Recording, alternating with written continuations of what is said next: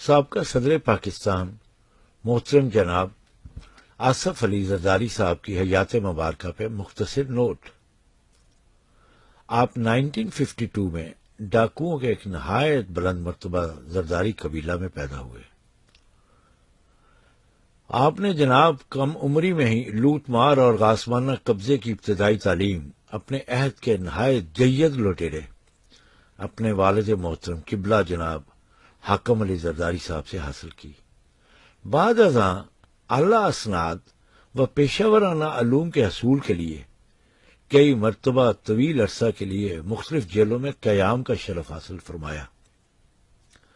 آپ نے اپنی باقاعدہ عملی زندگی کا آغاز حکومتی خزانے کی لوٹ مار سے کیا۔ گو کہ حسب و نسب کی وجہ سے طبیعت بچپن ہی سے اس بےغیرتی کی طرف مائل تھی، لہذا اوائل جوانی سے ہی چھوٹی موٹی وارداتوں کی طرف خصوصی توجہ فرماتے تھے۔ اپنے برادر نسبتی کو نہایت مہارت سے قتل کروا کے اس شعبہ میں بھی اپنی برتری کا لوہا منوایا۔ بعد ازاں اسی گراں قدر تجربے سے نہ صرف مختلف مواقع پہ اپنے قریبی ساتھیوں کی مدد کی، بلکہ اپنی اہلیہ محترمہ کو بھی اس بے ثبات دنیا سے چھٹکارا دلوانے کے لیے نہایت خوبصورتی سے قتل کروا دیا۔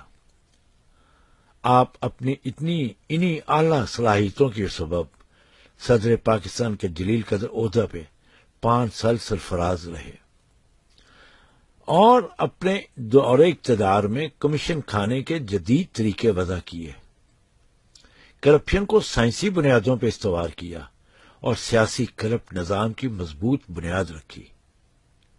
یہ ان کے بڑے بڑے کارنامے ہیں۔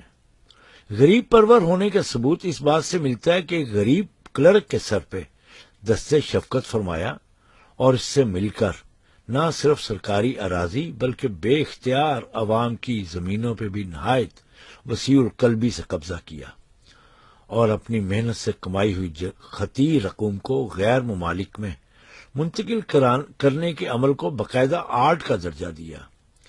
اس صنعت میں نہ صرف اپنے عہد کے سیاست دانوں اور سرکاری افسران کی مدد و تربیت فرمائی، بلکہ معروف ماڈل گرلز اور فنون لطیفہ سے وابستہ افراد کی بھی عملی رہنمائی فرماتے رہے۔ ان کی بلند مرتبہ مہارت کا انداز اس سے لگایا جا سکتا ہے کہ ملک کی اعلیٰ عدالتوں اور مختلف ایجنسیاں بعد از کوشش بسیار کبھی بھی کچھ بھی نہ پکڑ سکی۔ الغرض موصوف کی شخصیت ایک درسگاہ کا درجہ رکھتی ہے۔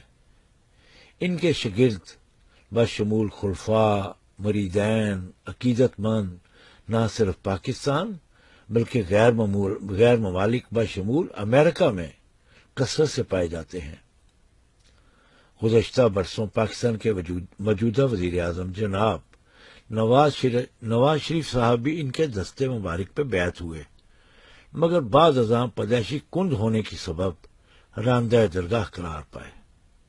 امید واسق ہے کہ پاکستان کے گنگی، بہری اور بے حس عوام آنے والے الیکشن میں انہیں ایک دفعہ پھر اگلے 5 سال کے لیے پاکستان کھپے کا موقع ضرور دے گی۔